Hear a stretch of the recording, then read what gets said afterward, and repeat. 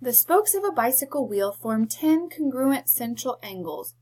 The diameter of the circle formed by the outer edge of the wheel is 18 inches.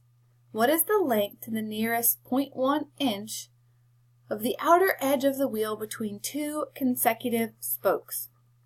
Okay, so just to give you an idea of what this is asking for, it's looking for the length of one little section here between two spokes.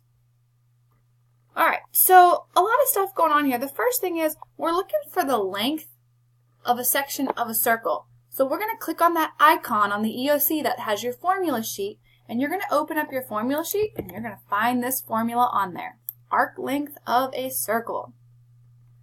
Alright, so once we find that formula from the formula sheet, let's start writing down what we know.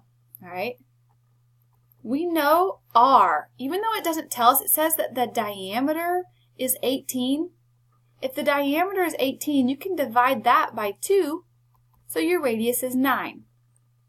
So we know that this radius is 9.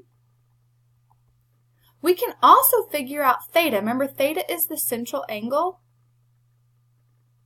Well, it doesn't tell us what that angle measure is, but it does tell us that there's 10 spokes. All right, so we could take the total amount of degrees in a circle, which is 360, and we could divide it by 10 to figure out what each of those sections are.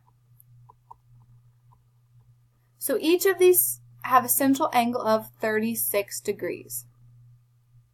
So that's what we're going to use for our central angle. And then from here we just type it in our calculator.